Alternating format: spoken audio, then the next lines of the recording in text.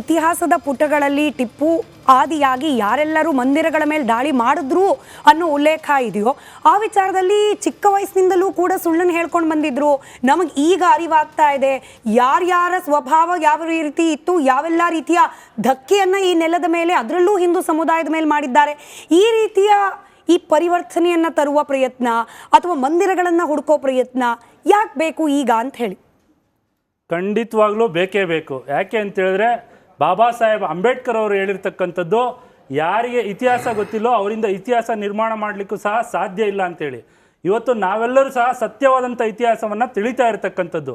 ಏನು ನಮ್ಮ ದೇಶದಲ್ಲಿ ಮೆಕಾಲೆ ಶಿಕ್ಷಣ ಪದ್ಧತಿಯಿಂದ ಇಡೀ ಹಿಂದೂ ರಾಜರುಗಳನ್ನು ವೀರರನ್ನು ಅತ್ಯಂತ ಕೀಳಾಗಿ ತೋರಿಸಿ Akbar the great, Babur the great ಅಂತ ಹೇಳ್ತಕ್ಕಂಥ ಮಾನಸಿಕತೆಯನ್ನು ತುಂಬಿ ಗಜ್ನಿ ದಿ ಗ್ರೇಟ್ ಅಂತೇಳಿ ತುಂಬಿ ಇವತ್ತು ಇಡೀ ಸಮಾಜಕ್ಕೆ ತಪ್ಪಾದ ಇತಿಹಾಸವನ್ನು ತಿಳಿಸಿರ್ತಕ್ಕಂಥದ್ದು.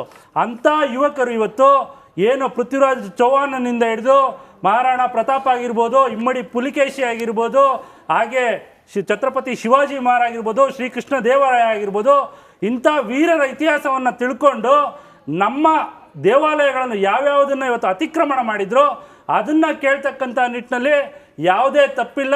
ಅದಕ್ಕೆ ಯಾರೇ ವಿರೋಧ ಮಾಡಿದ್ರು ಅದು ಅವರ ಕೇವಲ ಅಭಿಪ್ರಾಯ. ಇದು ನಮ್ಮ ಹಕ್ಕು. ಯಾವ ರೀತಿ ನಮಗೆಲ್ಲರಿಗೂ ಒಂದು ಸ್ವತಂತ್ರ ಇದೆಯೋ ನಾವು ಇವತ್ತು ಕಾನೂನಾತ್ಮಕವಾಗಿ ಅದರ ಹಕ್ಕುದಾರಿಕೆಯನ್ನು ಕೇಳ್ತಾ ಇದ್ದೇವೆ ಹೊರತಾಗಿ ನಾವು ಯಾವುದೇ ರೀತಿಯಾದಂಥ ನೇರ ಕಾರ್ಯಾಚರಣೆಗೆ ಇಳಿದಿಲ್ಲ. ಇವರು ಹಲವಾರು ಜನ ನಾವು ಏನು ಮುಸಲ್ಮಾನ್ ನಾಯಕರುಗಳು ಮುಖಂಡರುಗಳು ಹೇಳಿಕೆ ಕೊಟ್ಟಿರ್ತಕ್ಕಂಥದ್ದನ್ನು ನಾವೆಲ್ಲರೂ ಮಾಧ್ಯಮದಲ್ಲಿ ಗಮನಿಸಿದ್ದೀವಿ.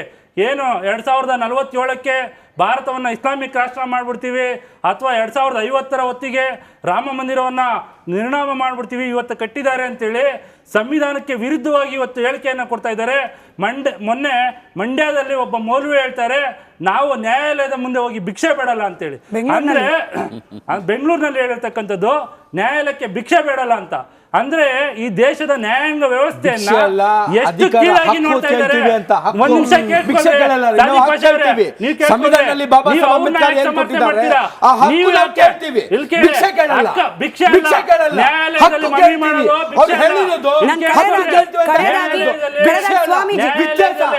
ಆಯ್ತಾಯ್ತಾಯ್ತು ಸ್ವಾಮೀಜಿ, ಆಂದೋಲನ ಸ್ವಾಮೀಜಿ ಅವರು ಈಗ ಹಕ್ಕು ಅದು ಧಾರ್ಮಿಕ ಹಕ್ಕು ಆಯ್ತು, ಧಾರ್ಮಿಕ ಹಕ್ಕು, ಹಾಗಾಗಿ ನಾವು ಮಂದಿರವನ್ನ ಕೇಳ್ತಿದ್ದೀವಿ ಅಂತ ಹೇಳಿ ಹೇಳ್ತಾರೆ. ಆದ್ರೆ ನಾನು ಅವಶ್ಯಕತೆ ಬಗ್ಗೆ ಕೇಳ್ತೀನಿ. ಮಂದಿರಗಳ ಪುನಃಸ್ಥಾಪನೆ ಈ ಯುಗದಲ್ಲಿ ಈಗಿನ ಸಾಮಾಜಿಕ ವ್ಯವಸ್ಥೆಯಲ್ಲಿ ಯಾಕೆ ಅವಶ್ಯಕ ಸ್ವಾಮೀಜಿ? ನೋಡಿ, ಅರೆ ಈ ಪ್ರಶ್ನೆನೇ ಬರಬಾರ್ದು. ಈ ಪ್ರಶ್ನೆ ಉದ್ಭವಿಸೋದೇ ಬಹಳ ದೊಡ್ಡ ತಪ್ಪು ಅಂತ ನಾನು ಹೇಳ್ತಾ ಇದ್ದೀನಿ. ಯಾಕೆ ಅಂತ ಕೇಳಿದ್ರೆ ಇಲ್ಲಿವರೆಗೆ ಚರ್ಚೆಯಲ್ಲಿ ಪ್ರತಿಯೊಬ್ರು ಹೇಳ್ತಾ ಇದ್ರು ಅದು ನಮ್ಮ ಹಕ್ಕು, ನಮ್ಮ ದೇಗುಲ, ನಮ್ಮ ಮಠ, ನಮ್ಮ ಅನುಭವ ಮಂಟಪ ಇವತ್ತು ಯಾವುದೋ ದಾಳಿಕೋರರ ವಶವಾಗಿದೆ ಅಂದ್ಮೇಲೆ ಅದನ್ನ ಪಡೆಯೋದು ನಮ್ಮ ಹಕ್ಕು ರೀ. ಅದು ಈ ಯುಗದಲ್ಲಿ ಆಗ್ಲಿ ಮುಂದಿನ 10 ಯುಗದಲ್ಲಿ ಆಗ್ಲಿ ಅದು ನಮ್ಮ ಹಕ್ಕಿದೆ. ನಾವು ಪ್ರತಿಪಾದಿಸ್ತೀವಿ, ನಾವು ಹೋರಾಟನೆ ಮಾಡ್ತೀವಿ.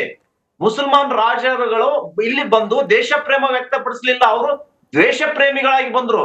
ಹೀಗಾಗಿ ನಮ್ಮ ಮಂದಿರಗಳನ್ನ ಒಡೆದು ಹಾಕಿದ್ರು, ಅನುಭವ ಮಂಟಪವನ್ನ ಕಬ್ಜೆಯಲ್ಲಿ ಇಟ್ಕೊಂಡ್ರು. ಅದನ್ನ ನಾವು ಬಯಲಿಗಳಿದು ತಪ್ಪ. ಸಂಸತ್ ತುಮಾರಿ ರಹೇತೋ ಸಡಕ ಹಮಾರಿಯ ಅಂತ ಹೇಳ್ತಾರೆ. ಅವ್ರ ವಿರುದ್ಧ ಸಡಕ್ ನಲ್ಲಿ ಬಂದು ನ್ಯಾಯ ಕೇಳ್ತೀವಿ ನಾವು. ಸಂವಿಧಾನ ಸುಪ್ರೀಂ ಕೋರ್ಟ್ ಇಂದ ಸಡಕ್ ನಲ್ಲಿ ಬಂದು ನ್ಯಾಯ ಕೇಳ್ತೀವಿ ನಾವು. ತಪ್ಪಾರ್ಥ ಅರ್ಥೈಸ್ಕೊಂಬೇಡಿ. ಅವ್ರು ಹೇಳಿದ್ದೇನು ಅಂತಂದ್ರೆ ನಾವು ಹೊಡಿತೀವಿ ನಿಮ್ನ ಅಂತ ಹೇಳಿದ್ದು ಆಯ್ತಾ. ಸಡಕ್ ಕಮಾರಾಹ ಅಂದ್ರೆ ಅದರ್ಥ ನೋಡಿ. ಪಾಷಾ ಅವರಿಗೆ ಸರಿಯಾದಂತ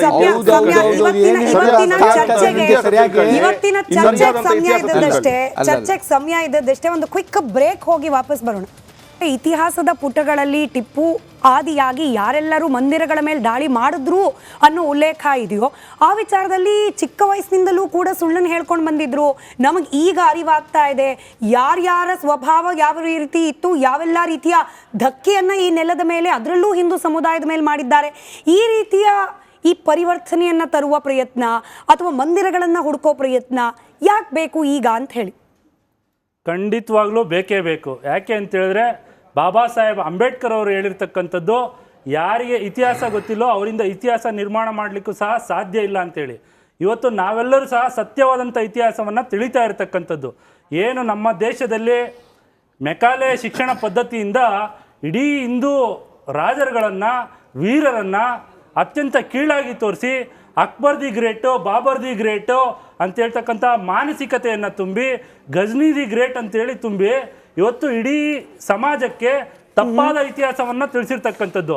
ಅಂಥ ಯುವಕರು ಇವತ್ತು ಏನು ಪೃಥ್ವಿರಾಜ್ ಚೌಹಾಣನಿಂದ ಹಿಡಿದು ಮಹಾರಾಣಾ ಪ್ರತಾಪ್ ಆಗಿರ್ಬೋದು, ಇಮ್ಮಡಿ ಪುಲಿಕೇಶಿ ಆಗಿರ್ಬೋದು, ಹಾಗೆ ಛತ್ರಪತಿ ಶಿವಾಜಿ ಮಹಾರಾಜ್ ಆಗಿರ್ಬೋದು, ಶ್ರೀಕೃಷ್ಣ ದೇವರಾಯ ಆಗಿರ್ಬೋದು, ಇಂಥ ವೀರರ ಇತಿಹಾಸವನ್ನು ತಿಳ್ಕೊಂಡು ನಮ್ಮ ದೇವಾಲಯಗಳನ್ನು ಯಾವ್ಯಾವುದನ್ನು ಇವತ್ತು ಅತಿಕ್ರಮಣ ಮಾಡಿದ್ರು ಅದನ್ನು ಕೇಳ್ತಕ್ಕಂಥ ನಿಟ್ಟಿನಲ್ಲಿ ಯಾವುದೇ ತಪ್ಪಿಲ್ಲ.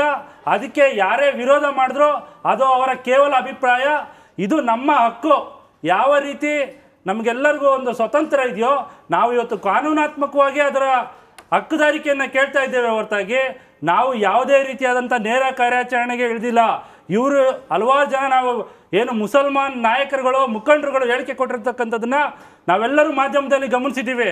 ಏನು 2047ಕ್ಕೆ ಭಾರತವನ್ನು ಇಸ್ಲಾಮಿಕ್ ರಾಷ್ಟ್ರ ಮಾಡಿಬಿಡ್ತೀವಿ ಅಥವಾ 2050 ಹೊತ್ತಿಗೆ ರಾಮ ಮಂದಿರವನ್ನು ನಿರ್ನಾಮ ಮಾಡಿಬಿಡ್ತೀವಿ, ಇವತ್ತು ಕಟ್ಟಿದ್ದಾರೆ ಅಂತೇಳಿ ಸಂವಿಧಾನಕ್ಕೆ ವಿರುದ್ಧವಾಗಿ ಇವತ್ತು ಹೇಳಿಕೆಯನ್ನು ಕೊಡ್ತಾ ಇದ್ದಾರೆ.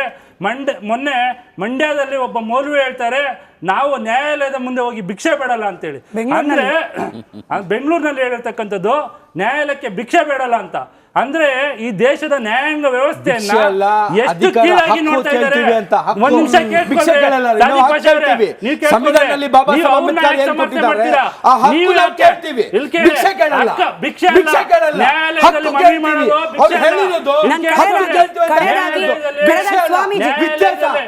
ಆಯ್ತಾಯ್ತಾಯ್ತು ಸ್ವಾಮೀಜಿ, ಆಂದೋಲನ ಸ್ವಾಮೀಜಿ ಅವರು ಈಗ ಹಕ್ಕು ಅದು ಧಾರ್ಮಿಕ ಹಕ್ಕು ಆಯ್ತು, ಧಾರ್ಮಿಕ ಹಕ್ಕು, ಹಾಗಾಗಿ ನಾವು ಮಂದಿರವನ್ನ ಕೇಳ್ತಿದ್ದೀವಿ ಅಂತ ಹೇಳಿ ಹೇಳ್ತಾರೆ. ಆದ್ರೆ ನಾನು ಅವಶ್ಯಕತೆ ಬಗ್ಗೆ ಕೇಳ್ತೀನಿ. ಮಂದಿರಗಳ ಪುನಃಸ್ಥಾಪನೆ ಈ ಯುಗದಲ್ಲಿ ಈಗಿನ ಸಾಮಾಜಿಕ ವ್ಯವಸ್ಥೆಯಲ್ಲಿ ಯಾಕೆ ಅವಶ್ಯಕ ಸ್ವಾಮೀಜಿ? ನೋಡಿ, ಅರೆ ಈ ಪ್ರಶ್ನೆನೇ ಬರಬಾರ್ದು. ಈ ಪ್ರಶ್ನೆ ಉದ್ಭವಿಸೋದೇ ಬಹಳ ದೊಡ್ಡ ತಪ್ಪು ಅಂತ ನಾನು ಹೇಳ್ತಾ ಇದ್ದೀನಿ. ಯಾಕೆ ಅಂತ ಕೇಳಿದ್ರೆ, ಇಲ್ಲಿವರೆಗೆ ಚರ್ಚೆಯಲ್ಲಿ ಪ್ರತಿಯೊಬ್ರು ಹೇಳ್ತಾ ಇದ್ರು ಅದು ನಮ್ಮ ಹಕ್ಕು, ನಮ್ಮ ದೇಗುಲ, ನಮ್ಮ ಮಠ, ನಮ್ಮ ಅನುಭವ ಮಂಟಪ ಇವತ್ತು ಯಾವುದೋ ದಾಳಿಕೋರರ ವಶವಾಗಿದೆ ಅಂದ್ಮೇಲೆ ಅದನ್ನ ಪಡೆಯೋದು ನಮ್ಮ ಹಕ್ಕು ರೀ. ಅದು ಈ ಯುಗದಲ್ಲಿ ಆಗ್ಲಿ ಮುಂದಿನ 10 ಯುಗದಲ್ಲಿ ಆಗ್ಲಿ ಅದು ನಮ್ಮ ಹಕ್ಕಿದೆ. ನಾವು ಪ್ರತಿಪಾದಿಸ್ತೀವಿ, ನಾವು ಹೋರಾಟನೆ ಮಾಡ್ತೀವಿ. ಮುಸಲ್ಮಾನ್ ರಾಜರುಗಳು ಇಲ್ಲಿ ಬಂದು ದೇಶ ಪ್ರೇಮ ವ್ಯಕ್ತಪಡಿಸ್ಲಿಲ್ಲ, ಅವರು ದ್ವೇಷ ಪ್ರೇಮಿಗಳಾಗಿ ಬಂದ್ರು. ಹೀಗಾಗಿ ನಮ್ಮ ಮಂದಿರಗಳನ್ನ ಒಡೆದು ಹಾಕಿದ್ರು, ಅನುಭವ ಮಂಟಪವನ್ನ ಕಬ್ಜೆಯಲ್ಲಿ ಇಟ್ಕೊಂಡ್ರು. ಅದನ್ನ ನಾವು ಬಯಲಿಗಳಿದು ತಪ್ಪ? ಸಂಸತ್ ತುಮಾರಿ ರಹೇತೋ ಸಡಕ ಹಮಾರಿಯ ಅಂತ ಹೇಳ್ತಾರೆ. ಅವ್ರ ವಿರುದ್ಧ ಸಡಕ್ ನಲ್ಲಿ ಬಂದು ನ್ಯಾಯ ಕೇಳ್ತೀವಿ ನಾವು. ಸಂವಿಧಾನ, ಸುಪ್ರೀಂ ಕೋರ್ಟ್ ಇಂದ ಸಡಕ್ ನಲ್ಲಿ ಬಂದು ನ್ಯಾಯ ಕೇಳ್ತೀವಿ ನಾವು. ತಪ್ಪಾರ್ಥ ಅರ್ಥೈಸ್ಕೊಂಬೇಡಿ. ಅವ್ರು ಹೇಳಿದ್ದೇನು ಅಂತಂದ್ರೆ ನಾವು ಹೊಡಿತೀವಿ ನಿಮ್ನ ಅಂತ ಹೇಳಿದ್ದು ಆಯ್ತಾ. ಸಡಕ್ ಕಮಾರ ಅಂದ್ರೆ ಅದರ್ಥ ನೋಡಿ. ಪಾಷಾ ಅವ್ರಿಗೆ ಸರಿಯಾದಂತ